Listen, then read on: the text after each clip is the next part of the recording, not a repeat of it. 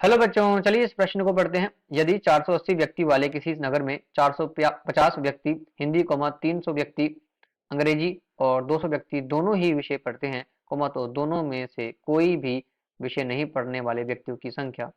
इस प्रश्न को हल करने की मुख्य अवधारणा है। मुख्य अवधारणा,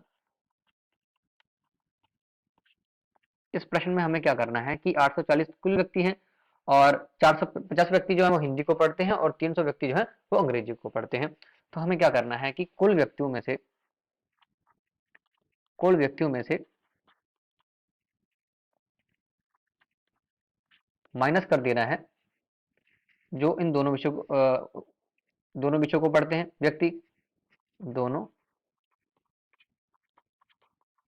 विषयों को पढ़ने वाले व्यक्ति। तो हमें क्या मिल जाएगा, जो इन दोनों विषयों को व्यक्ति नहीं पढ़ते हैं उनकी हमें संख्या मिल जाएगी, व्यक्तियों की संख्या। तो इस प्रश्न का हल जो है एक महत्वपूर्ण सूत्र के द्वारा किया जाएगा, जो कि होता है कि एन ए यूनियन बी जो है बराबर होता है N A plus N B minus N bracket A intersection B. चलिए इस प्रश्न को हल करते हैं। तो सबसे पहले हम इसे मान लेते हैं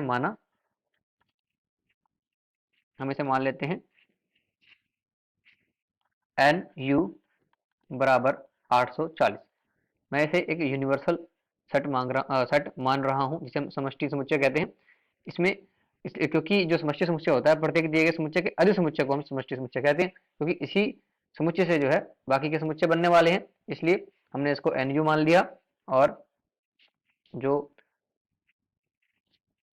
व्यक्ति हिंदी को पढ़ते हैं हम उन्हें मान लेते हैं एन ए, और उनका जो नंबर है वो है 450 व्यक्ति हैं।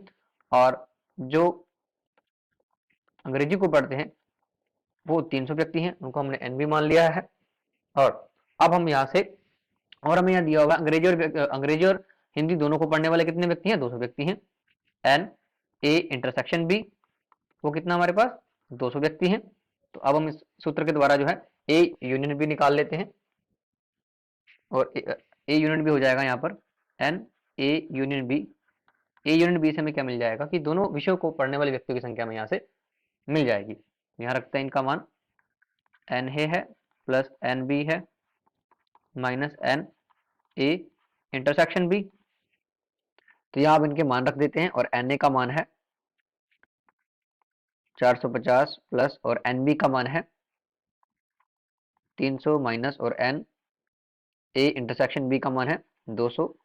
अब इसे यहाँ पर हल करते हैं तो आता है यहाँ पर 750 माइनस 200 550। तो अब ये आ गया है ए यूनियन बी, इसका मतलब ये हुआ। तो अब हमारे पास ये आ गया है दोनों विषयों को पढ़ने वाले व्यक्तियों की संख्या कितनी है, 550। हमें निकालना क्या है, दोनों विषयों को ना पढ़ने वाले व्यक्तियों की संख्या। तो हम कुल व्यक्तियों की संख्या में से दोनों विषयों को पढ़ने वाले व्यक्तियों की संख्या को माइनस कर देते हैं, तो हमें ये मिल जाएगा। तो यहाँ से हो जाएगा ये दोनों विषयों को ना पढ़ने वाले व्यक्तियों की संख्या, यहाँ से हो जाएगी ये N U minus N bracket A union B. और कुल हमारे पास व्यक्ति हैं 840, और ये है 550। यहाँ से आ जाएगा 290। दिए गए प्रश्न का उपयुक्त उत्तर बी है। आशा करते हैं आपको समझ आया होगा। धन्यवाद।